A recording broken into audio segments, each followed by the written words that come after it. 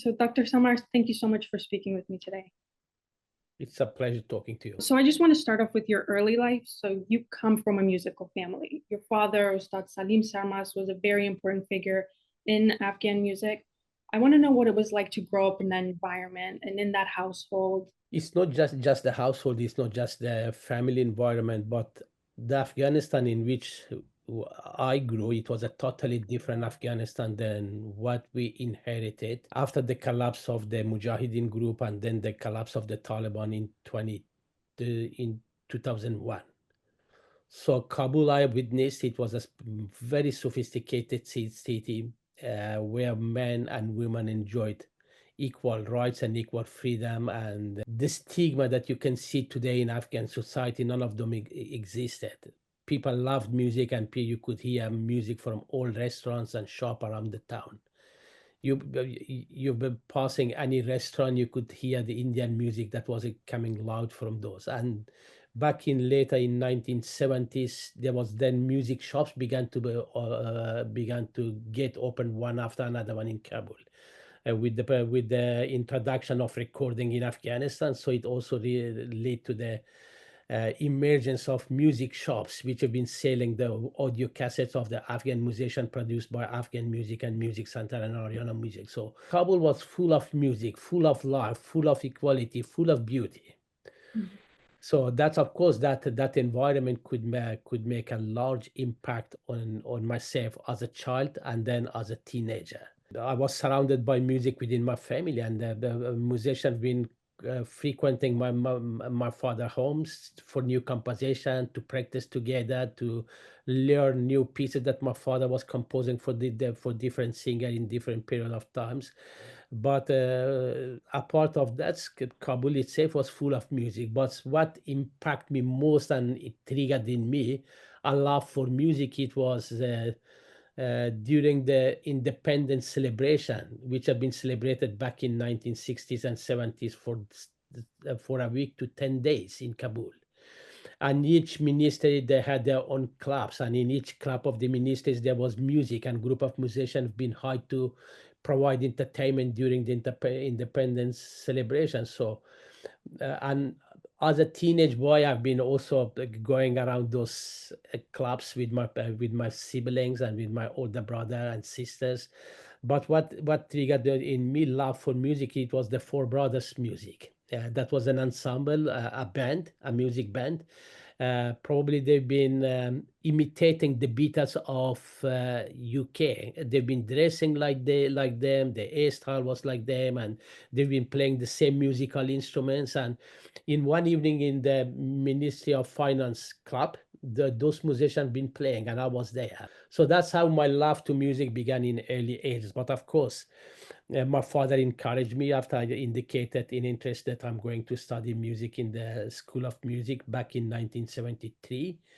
And I went there after finishing my primary schooling. I went to the music school myself to enroll myself. And in the evening when I came home, I said to my father that I enrolled in music school for my secondary education. And he was surprised that I did not consult anyone, and I went there. So I'm the only child in the family of 7 siblings who picked up music. So my father was a musician. He was not inherited musician himself. He did not inherited music. So he went to the music school because of his love to music, and I followed this step because of my love to music. But he never forced any of us to music or to follow his steps. Mhm.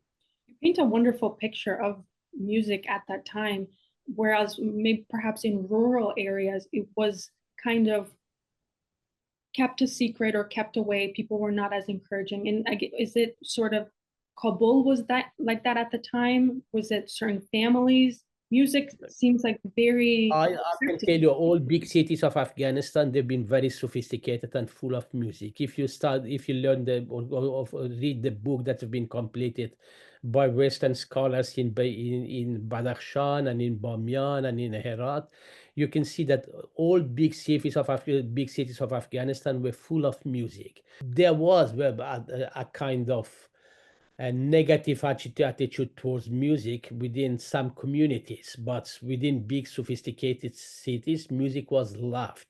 People loved music. It was not just the Radio Afghanistan singer, but there was a lot of folk singers in the provinces who've been loved by the people and who've been encouraged by the people and who've been respected by people. So you studied extensively in Moscow, and then you went to Australia where you earned your PhD that focused on Afghan music history.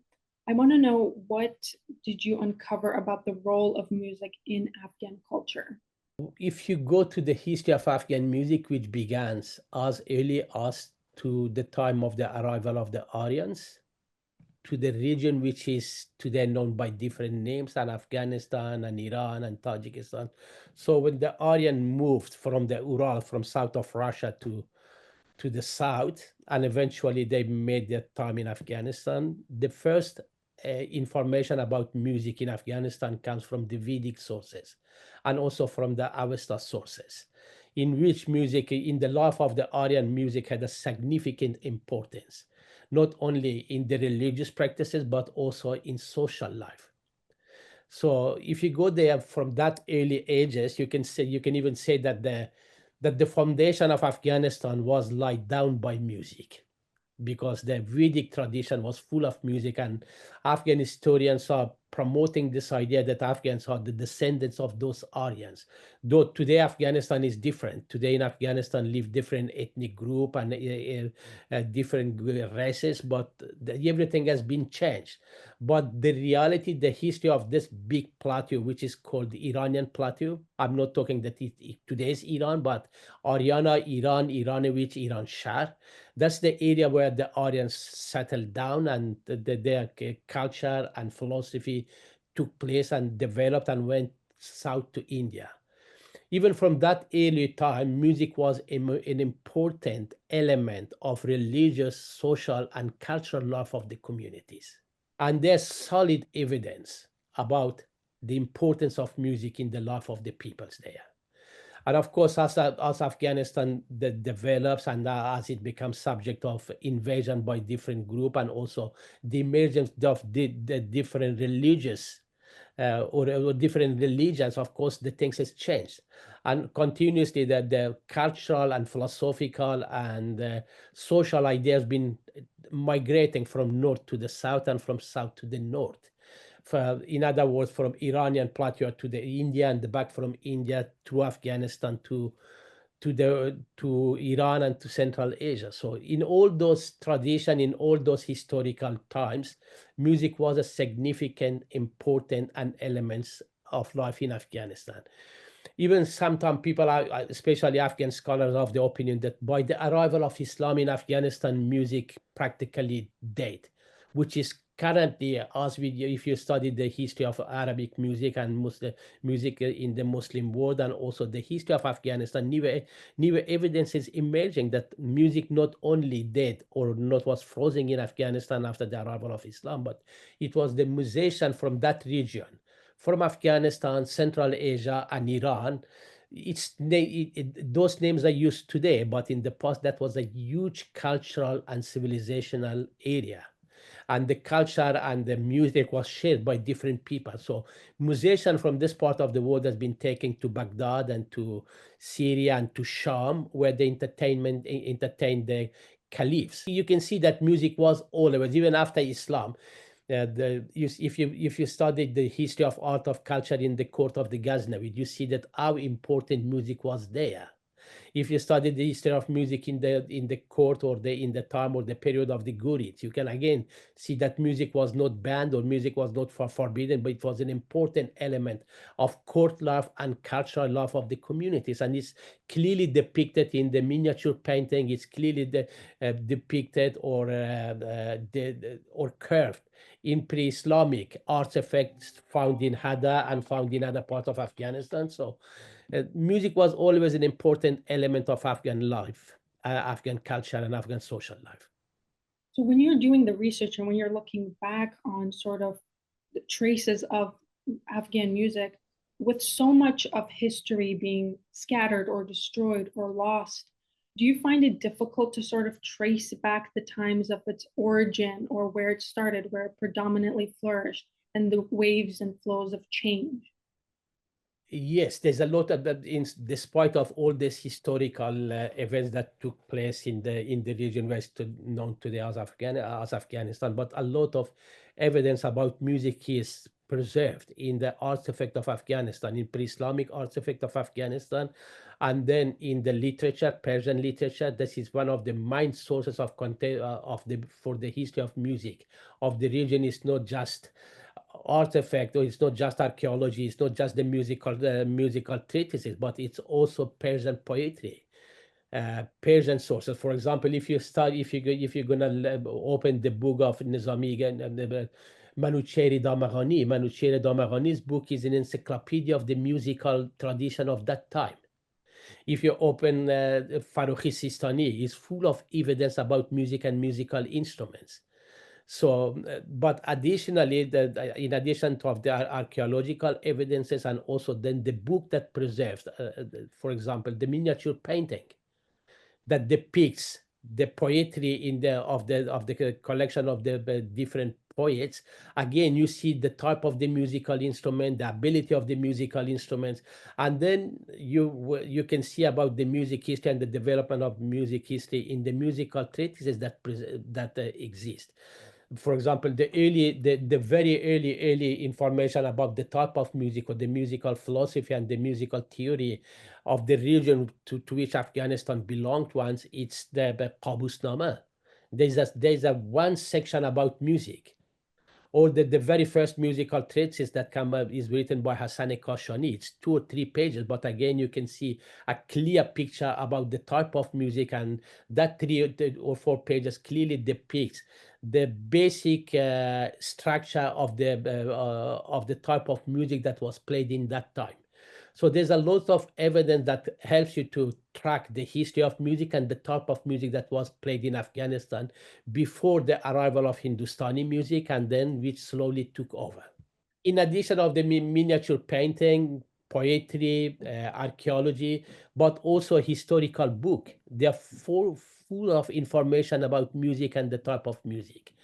If you're interested, for example, in the history study of music during the Ghaznavid time, collection of poetry of different poets, that's one source. But Tarikh Bayhaqi and Tarikh Tabari, they are two other sources about the type of music, or the place and the space of music at the court life. Mhm. And also the sources clearly depicts how many type of music was present at the court. Mhm. So this is really the process of kind of learning about the history, is going as far back as possible, but not only just listening to music, but looking at illustrations. And it's not really sort of firsthand count, because how far back can you go? I mean, a lot of those people have perished, or there's no record of them speaking about it. It's about really, what I'm understanding is there's a looking for Afghan music in every element: literature, poetry. First of all, it depends what type of music of Afghanistan we're talking about. Because today, the music scene of Afghanistan is very diverse. There's 3 type of music played in Afghanistan today. One is the folk music of Afghanistan. Again, when we are talking about the folk music of Afghanistan, it's very diverse. Every ethnic group of Afghanistan, they've got their own musical tradition, their own musical forms, and their own musical instruments. So Afghanistan music or music in Afghanistan is not a very unique, or it's not a one black and white. And the second type of music in Afghanistan is classical music of Afghanistan, which today is based on the principle of raga and tala, or is based on the tradition of Hindustani music. But before the arrival of Hindustani music to Afghanistan, Afghanistan was in the field of art music or classical music. Afghanistan shared a common music with Iran, Central Asia, Turkey, as far as Turkey. The same system of maqam was played in Afghanistan, in Central Asia, and in Iran in the field of professional music. And then the third type of music, which is more common, which is more contemporary, is the popular music of Afghanistan, the history of which can be tracked back to the establishment of radio in Afghanistan and the formation of a new type of music that is played today all over Afghanistan. whether it's Ahmad Zair or whether it's a singer from Badakhshan or whether it's someone from the big cities, they all compose in the same particular structure and sing in the same particular style. I want to know how your academic training has shaped the way you approached founding and then leading the Afghanistan National Institute of Music. As a young man, as a teenage, as a early student of university, music was my love. It was what I loved and who I wanted to be. As I begin grow as an adult man, but also professionally, and also develop my knowledge and my skills, and also learn more about the place of music in the history and in the life of the human being. Then I developed that strong belief that music is not just an entertainment. Music is much more bigger than entertainment, and it's a very powerful force that can contribute to any aspect of life of any given or of any community. Music is music has a strong ability of healing. Music can connect people and civilizations. Music can empower people. Music can contribute enormously to the national income of any given nation. And I'm not sure if you're aware or not. For example, 20% of the national GDP of UK is coming from music industry. So once music is developed and music industry is organized, it can be a huge source of income and well-being of the communities. So then I developed that belief, and what also played a significant role in this belief in the ability of music to change and to transform lives, it was the history of my own father. He was an ordinary Afghan child who became an orphan in a very, very early age when he was 3 or 4. And then an, a traditional Afghan woman with no education. I'm speaking about back in 1920s and 1930s. So with 4 kids, how she could provide to these 4 kids. So, but again, she was very smart in that for that time. She decided to give the 2 boys to an orphanage. So the orphanage can provide and educate those 2 boys, but she decided to take care of the 2 girls. But at the same time, I think that in the time when the woman began working in Afghanistan, she was probably one of the first that went to the public life and get a job. And she was working in the very first hospital that was established in Kabul as a cleaner. But she was providing to her 2 daughters. But what changed the life of my father, it was music and music education.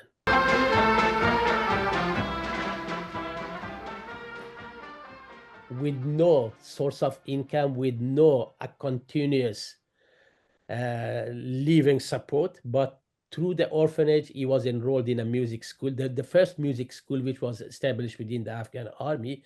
And thanks to music and music education, he became who he was back in 20th century, Ustad Muhammad Sarmast, composer, conductor, multi-instrumentalist, to whose name today the history of orchestral music and music education in Afghanistan is tightly tied up. That you must have known that there was a lot of risks that you were facing when you went back to Afghanistan and started the school, that there would have been threats, that there would have been people who did not approve, who did not have the same beliefs as you. Why did you take on that challenge? I had a very good life in Australia. Mm-hmm. I finished my PhD. I joined Monash University as a faculty and as a research fellow. What I was doing here in Australia, it was something that I was doing for myself and to pay my mortgage. I was among hundreds of music professors. I was one of them. I was only contributing to the music scholarship of the West that was widely known only to scholars. One morning when I woke up, I said to my wife that probably Afghanistan needs me more than Australia. And I can contribute to the music life of Afghanistan and to the music world more impactfully when I'm out of Australia in Afghanistan rather than being here. And most importantly, let's go and to see what's happening in Afghanistan. So at the beginning, before I'm going to establish the Afghanistan National Institute of Music, I went to Afghanistan just for a fact-finding mission. It was a mission or a task that Monash University tasked me to go and to see what was the impact of the years of war, civil war, and then the draconian policies of the Taliban. And also to find out, I was very much interested also to find out what the new regime is planning to do for music in Afghanistan, and also to ensure the music rights of the Afghan people, and also to see if there's any plan to revive and preserve Afghan musical tradition, and to make sure and to see if there's any if there's any commitment to promoting cultural and musical diversity in Afghanistan. So that was just at the beginning a fact-finding find that took me to Afghanistan. But when I went there, that's the moment that I realized that no, you better go there rather than being in Australia. You can do a lot there than here. Because when I saw the music, the institution who had responsibility for the music education or for the music production, I saw in what a big mess they existed. That they existed only by name. They could not do anything impactful for Afghanistan. So when I visited the School of Fine Arts, where about 700 young people were just wasting their time. There was a tiny music department within the School of Fine Arts, but no musical instruments, no music teachers, no music curriculum. Of course, like in Afghanistan, there's always professionals. There were a few people with grade 12 education from the old time that I knew them. I know who they are. But of course, for the new regime, they presented themselves as professional, but none of them could provide a vision to the new government what's needed for music education. So when I visited that School of Fine Arts with about 200 students enrolled in the music department, but no musical instruments, no rehearsal rooms, no rehearsal space, no teaching and learning materials, no teachers to teach them. So I was shocked. Then I visited Kabul University. The situation was not better than School of Fine Arts. Then I visited the music production of the Ministry of Culture. Poor musicians in the cold winter, they did not have even a heater in their rooms to eat themselves.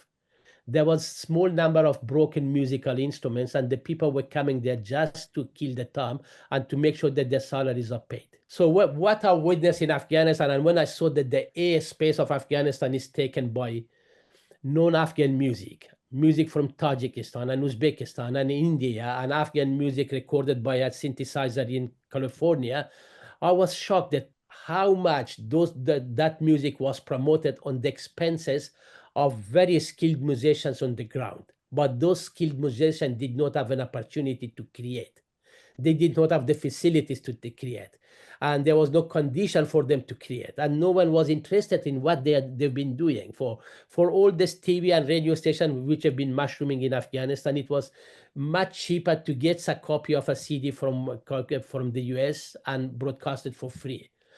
Even musicians in Afghanistan, some of them who could afford, they were paying to this TV station to get their music broadcast. So when I saw all this, when I returned back to Afghanistan, I said to my wife, and I said, I have to go back. And I said, there's no one with a vision there, and there's no one that the government gonna take him or her or them seriously.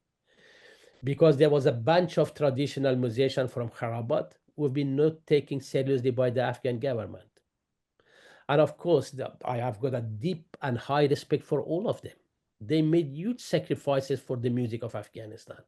But when the time comes to providing a vision, a professional vision, or for the music development in Afghanistan, they were totally not in a position to do so. And that's why I decided to go back to Afghanistan. And then I decided that first I prepared the report about the state of music in post-Taliban Afghanistan. It was a report called music in Afghanistan today. It was prepared a report for Monash University, and this report had 9 recommendations. What has to be done in order to change and to rebuild music sector in Afghanistan? And that report was including of music education in all levels, digitalization of music archive of radio and television of Afghanistan, rebuilding of Kharabat, and there was a lot, 9 recommendations. And then based on this recommendation, I designed a project which was called Revival of Afghan Music Project. So that project was aiming to rebuild the entire music sector in Afghanistan. So originally I tried to implement this project, but and also I was trying to implement this project while I was staying in my comfort zone in Australia, in my Monash University office, and trying to help Afghanistan distantly. And that's why eventually I said that, yeah, naive man, no one gonna believe you, and no one gonna trust you to do something for Afghanistan from Australia. It's better for you to go there, to be there, and to struggle there. And this is the time that I decided to go back to Afghanistan. I went back to Afghanistan, but not for the implementation of the full project. I went with a pilot project for rebuilding music sector in Afghanistan, but I designed this pilot project in a way that also I incorporated some elements of the bigger project in this small project, which was the establishment of a dedicated professional school of music for disadvantaged children of Afghanistan. And the music program, or the educational program, was designed or made of 3 elements: general education, teaching of Afghan traditional instruments and Afghan musical forms and Afghan music theory, and teaching of Western classical music and musical instruments. So, why 3 elements? I strongly believe that an artist, a musician, should have an encyclopedic knowledge. This is the only way to improve the status of music and musician in Afghanistan. Also, why I wanted to have general education, but general quality education, not just education, because an artist who studies professionally, they should be much knowledgeable about an ordinary traditional musician. So they should be well aware of the history, geography, poetry, and so on. And also the last reason that why the students had to study general education seriously, because I enrolled them from orphanages. I enrolled them in the music school through the non-governmental organization. Or a parents decided to give her child to a music school to study music. It was the parents who wanted a child to study music. But when a child was growing up, by the time they were finishing the music school, they could change their path. They're going to say, what the hell? I don't want to continue all my life in music education. I want to become a medical doctor. So the music school was also targeting to educate its students. If by the age of 18 they want to change paths, they should be able to successfully compete through the university entry exam for any other field. And then Afghan music, because an important element of or objective of the project was reviving and preserving Afghan music. You know that by the time of the collapse of the Taliban, there was only one Dilruba player left in Afghanistan, Ustad Amruddin. So what it meant that by the dates of Ustad Amruddin, Dilruba would have died also in Afghanistan. And why Afghan traditional music? Because Ustad Sarang was a great musician.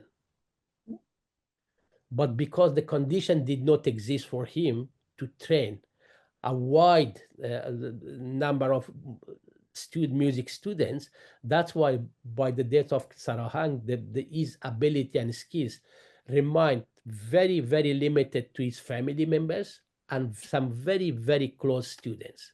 most committed students. So I wanted that the music Afghanistan or the music tradition, which have been on the edge of dying, to revive them and preserve them.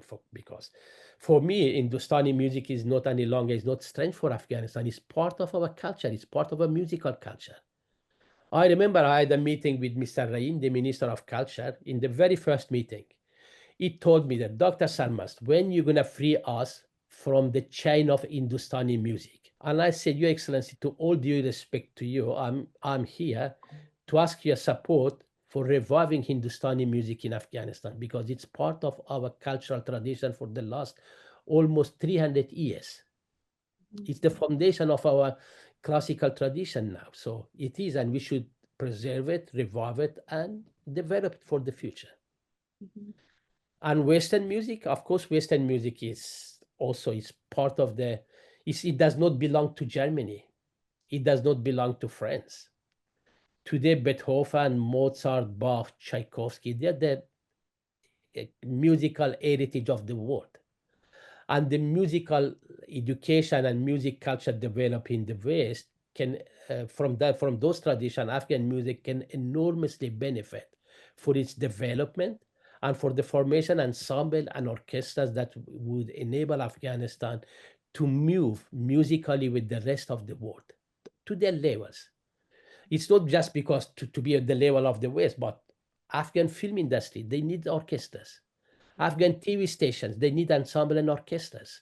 Where from we produce this professional musicians. So they should be professionally trained in order to enable Afghanistan to have all those ensemble and orchestras. So that's why when I went to Afghanistan, that was the idea, to Mhm. establish a music school, but also through the teaching of Western, through Afghan traditional music or Hindu or classical music or Hindustani music, whatever you're gonna call it. We took over from Kharabat, because by the time I arrived, Kharabat was not the Kharabat that you could imagine during Ustad Sarahang or Ustad Qasim or Ustad Ghulam Hussain or 1960s or 1970s. In 2006, when I went to Afghanistan, Kharabat was also producing only musicians for wedding halls. And those young Harabatis, they were also chasing those electronic music, which would enable them to compete in the market for the wedding venues. Mhm. So they give up on the heritage of their ancestors. Mhm. So that's that we took over and we began teaching Hindustani. I use the proper name, which is Hindustani music, but I can be also misleadingly use the word Afghan classical music or the music of Hamid Khosrau. Mhm. All this is a kind of nationalistic, but the use of those words gonna take us away from the realities, which is Hindustani music in Afghanistan. During the creation of Afghanistan's National Institute of Music, you said that one of your main objectives in creating the school was to make music in Afghanistan gender equal.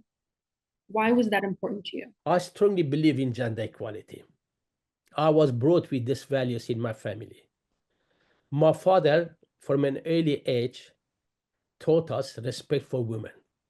So I learned respect for women and and gender equality in my home. But I also strongly believe that no community, no country can develop by ignoring half of its population, ignoring their ability, their skills, and then what they can do in different fields. In Afghanistan, participation of women in music was always a kind of no, no, no, no, no.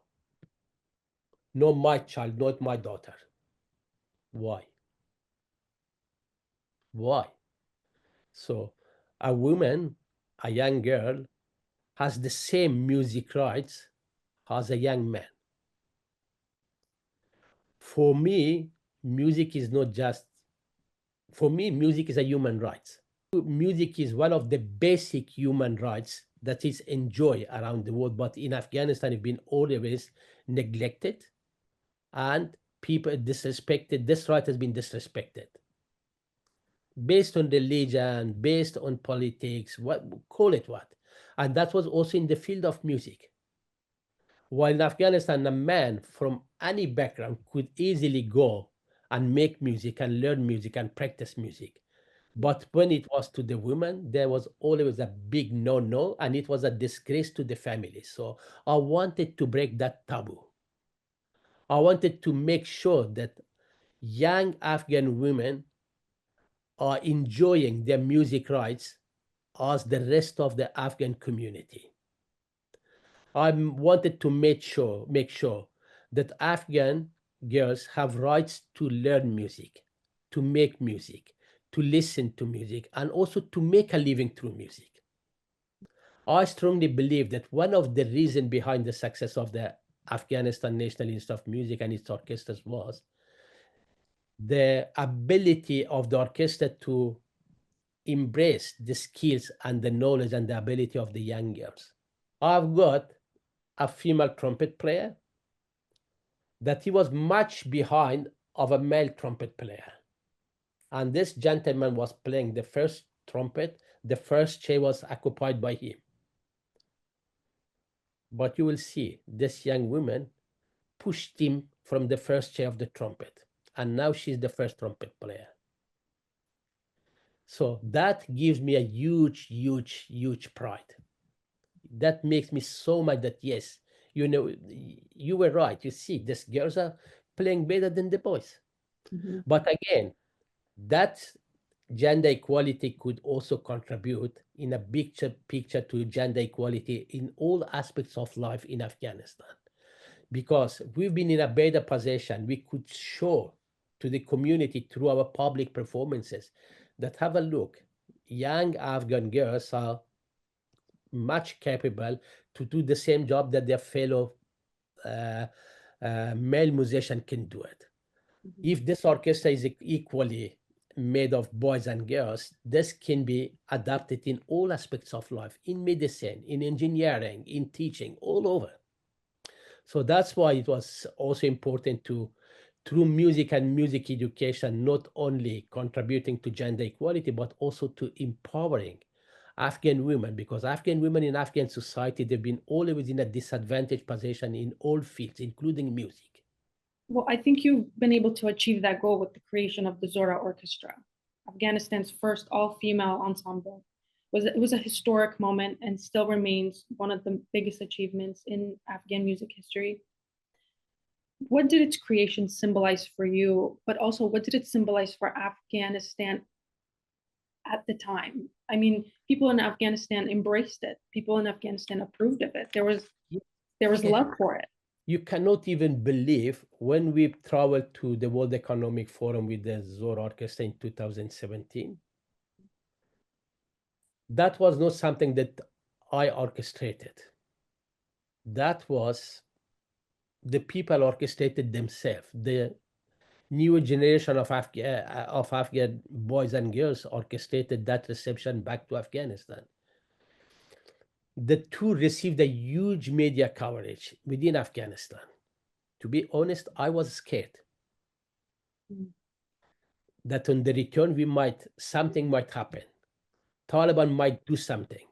And that's why on that day when we returned back to Afghanistan, I organized special security for our group to reach back to the school and to make sure that the kids are going back safely to their homes. But my biggest surprise was that first there was a post in social media. An Afghan young journalist called to the member of the Afghan civil society that let's go and meet our heroes in the airport. So I personally messaged and said, would you please remove that post? Mhm. It will attract the attention of those radical forces, and they might come to target you and us all together. Mhm. But I asked this question, but when we arrived in Kabul airport, I was so surprised that hundreds of men and women of Afghanistan met us in Kabul airport with flowers.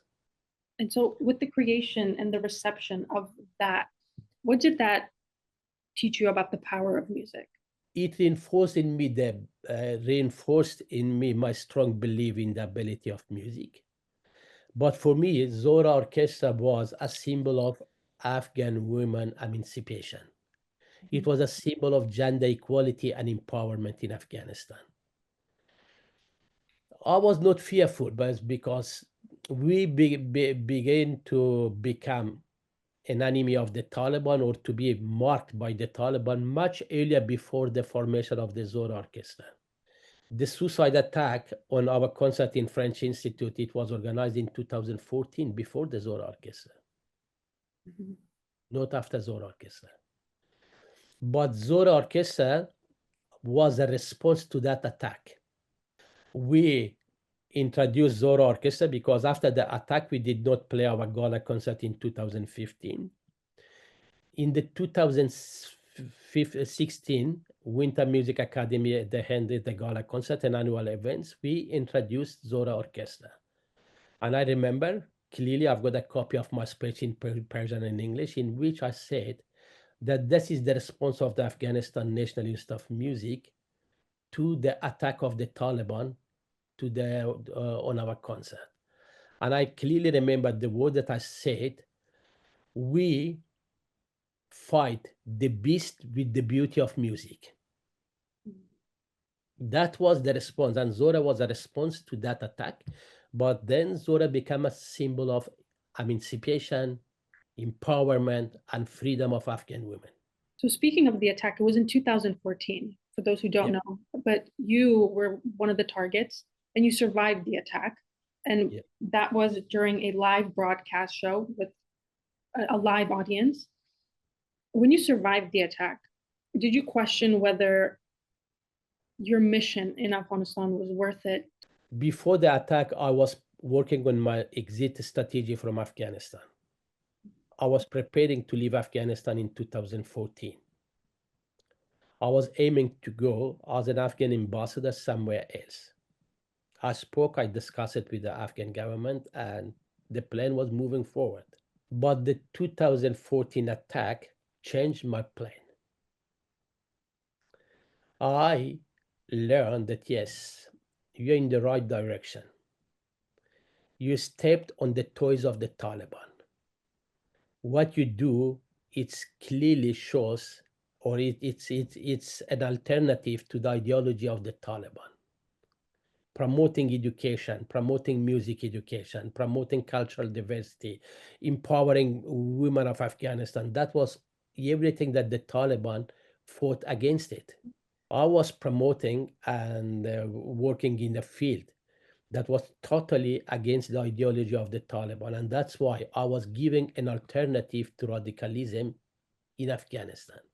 And that's why after the suicide bombing, when I was giving interviews to national or international medias, when I was asked a question about peace agreement with the Taliban, return of the Taliban, joining Afghan government, the joining of Taliban joining Afghan government, I was always telling to the media that Taliban might join Afghan government. Taliban might come into power by force or through a negotiation.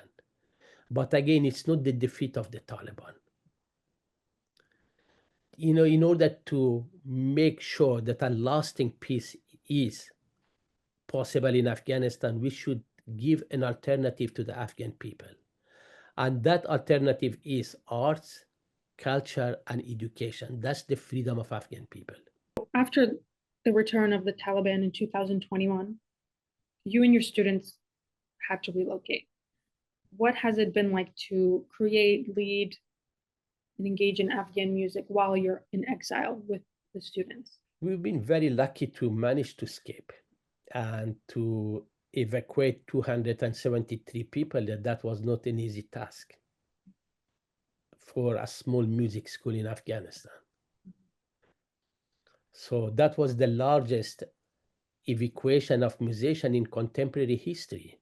And when I evacuated the ANIM community, at the very beginning, my idea was just to give another opportunity to these young people to chase their dreams, to be hopeful, and to have a future. But of course, when I evacuated them, I knew that there's a lot of talented musicians among these people. So the other reason was that, okay, any of them who wants to study music, They should be able to continue their music, but most importantly, they should be able to stay together. That was the only way that they could preserve Afghan music, they present Afghan music, and also to support each other, and also to become a voice, which they become today. Today, the Afghan Youth Orchestra, the Zor Orchestra, generally Afghanistan National Institute of Music in Exile, it's not just a group of people, it's not just a group of musicians.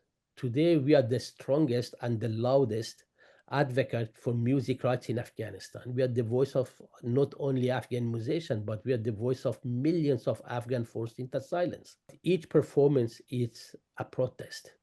It's not just an ordinary concert. While it's a quality music presented in this concert, but at the same time, the program is designed in a way that people through music and through opening speeches getting awareness about the human rights situation in Afghanistan, about the music rights of the Afghan people, about the gender apartheid that is taking place in Afghanistan.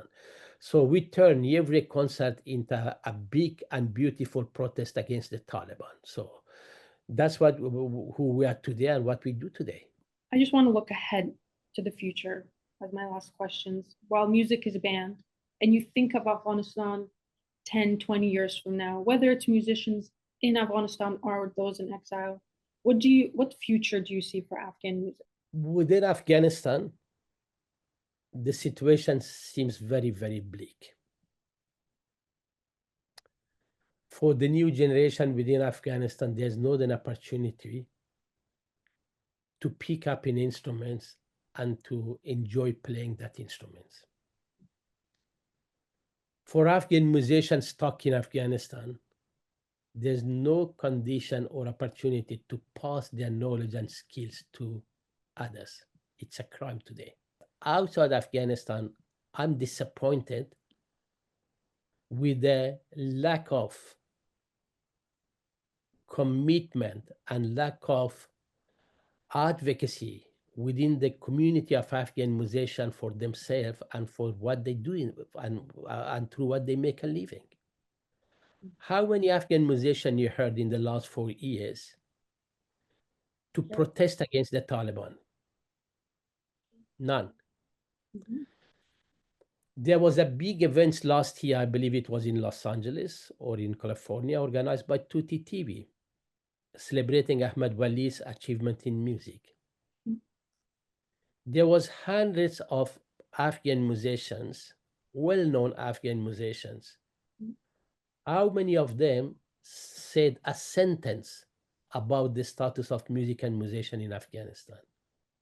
How many of them raised their voice for music in Afghanistan, for music rights of the Afghan people? None.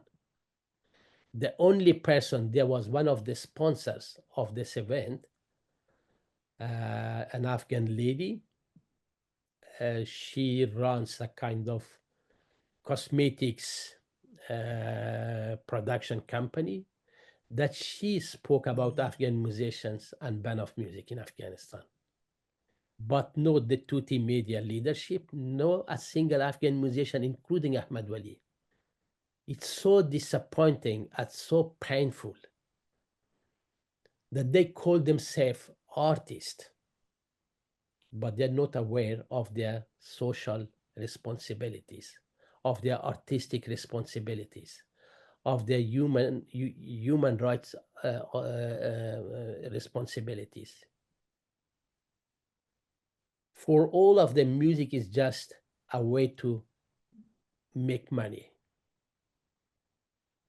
The majority of Afghan musicians are not aware of the ability of music. They are not aware about their rights. In the last 4 years, to be honest, it was only the Afghanistan National Institute of Music that we've been continuously advocating for the music rights of the Afghan people and for the human rights in Afghanistan. In all stages, we turn every stage, every note, every concert, every piece into a note of protest, in a concert of protest, in a melody of protest against the Taliban. Dr. Sarmast, I'm so moved. I'm so inspired by your work. I'm so motivated. I'm so deep. It's personal also because music is one of the last strings of connection I personally have. I was not born in Afghanistan. I was not raised there, but it's just one of the last things that I can hold on to. So it is there's a bit of hope, but a bit of disappointment. Yeah, I'm hopeful. I'm an optimistic person, in Mhm. spite of the bleak situation inside of Afghanistan. But I'm confident that there are people, they are good musicians, they have good skills, but we should come together not only to focus on ourselves, not focusing and centering on our self promotion and self benefits. Do you know that most of the concerts that we play, we do not receive any honorarium from those concerts? But for us, this is an opportunity. It's an opportunity for Afghan music. I don't think about monetary side of our activities. Mhm. In the last 4 years, we've been surviving on donation of individuals. Mhm. We show the entire run in the last 4 years in Portugal. We don't receive any support from the Portuguese government. We've got a non-for-profit organization in New York, which has been established in 2014. And since then, through this organization, we've been fundraising for our activities back in Afghanistan and today in exile. But when we receive an invitation to play in Carnegie Hall, it's not because I want to be in Carnegie stage. I'm not playing there, but this young musicians are playing there. But I consider those opportunities, regardless of even if there is a need that we should fundraise to make this our participation possible there, I'm gonna do it because it's an opportunity for Afghanistan and Afghan music, and it's another platform for protesting. It's another protest for advocating. So we do this. I'm committed to this one. If I tell you that in the last 4 years I did not bring a cent to my family, you don't believe me, but I have the love and the support of my family. They don't need my money. We already have a comfortable life here that enables me and allows me to commit myself to Afghan music and these young people. Well, I want to thank you for giving me the opportunity to speak with It's a you pleasure and talking to to you. learn more. And I hope that the concert in Toronto is successful and that we don't stop hearing music and that it still continues around the world. Yes, we will play. We keep Afghan music alive. I assure you. Thank you so much, Dr. Sarmas. I appreciate Nice it. talking to you, Marjan. Thank you.